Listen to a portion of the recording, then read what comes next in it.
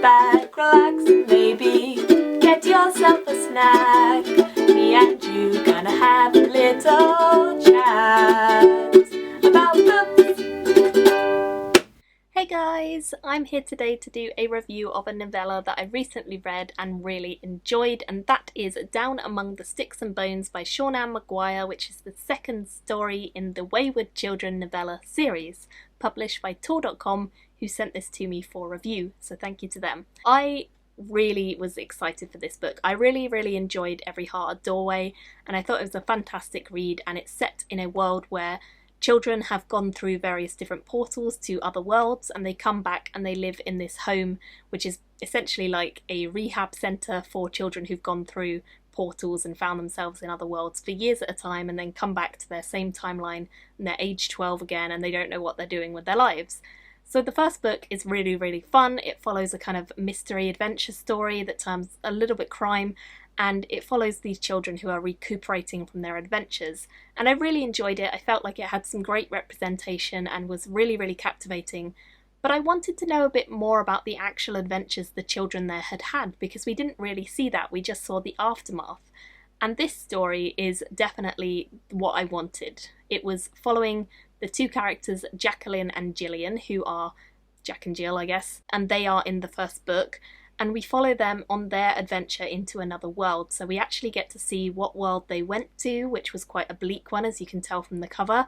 And we see their adventure there and the time they spent there and what happened to them during that course of time. Gillian has always been this kind of rough and tumble girl, and Jacqueline has always been a very polite, very kind, very courteous child. They've been brought up this way by their parents, who are very particular. They kind of reminded me of like Vernon and Petunia from the Harry Potter series. They're very particular about how they want to raise their child and the expectations they have for them, and that they just want to be normal and fit into society. Kind of similar idea with the parents of Jacqueline and Gillian. And Jacqueline and Gillian are twins, and they have always kind of been brought up in these stereotypes. One is like the perfect princess and the other one is the sporty tomboy. And the only time they ever get to really be themselves is when their grandmother comes and lives with them and kind of takes care of them.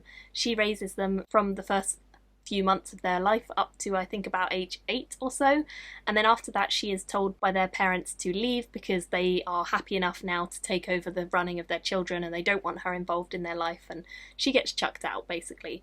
But she's the only person in their life who's ever given them any hope about being able to express themselves, to understand themselves, to learn. And she's the only one who's really ever been there for them and just loved them for them rather than loved them for the fact that they bring status or whatever. So these two characters are definitely kind of warped by their parents' perceptions of them, and they don't really get on the way that some twins are portrayed. These two are not that. They have very different personalities, very different lifestyles, and although they could have been best friends potentially, they just aren't because of how they've been raised. So the story of them going into this other world kind of starts when they find something in the attic that leads them into this other world, and when they get there they realise that they have been transported somewhere else and they are free to kind of be themselves, do what they want, and live in this very different lifestyle. And so there's kind of a role reversal between the two of them.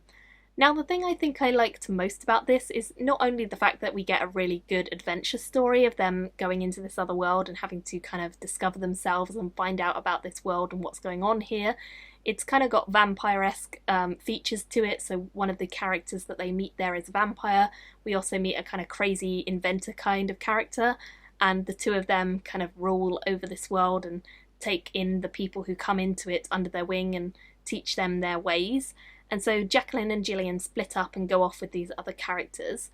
But besides that fantasy adventure element, we also have the real interesting discussions of gender and stereotyping and what it means to be female, and whether or not it's okay to be a tomboy or it's okay to be perfect, and whether you are okay to fall somewhere in the middle or somewhere completely outside of that.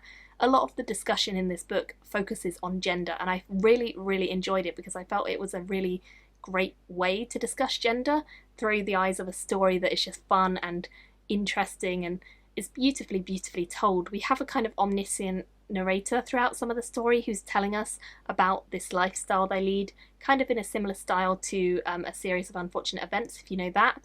And I really enjoyed it. I just really connected with the story in this one. I felt like it was instantly hooking me in, And the writing's beautiful. Shauna Maguire has a great way with words, and that was true in the first book, but even more so in this, when they're actually in this other world.